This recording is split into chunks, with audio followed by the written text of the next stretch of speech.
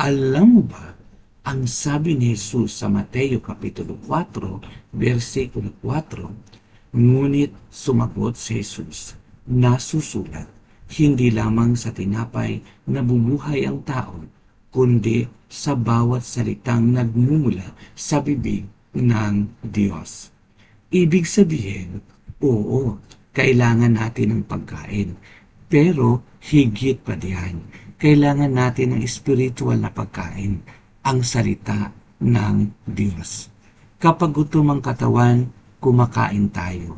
Pero kapag gutom ang puso at kaluluwa, salita ni Lord ang sagot.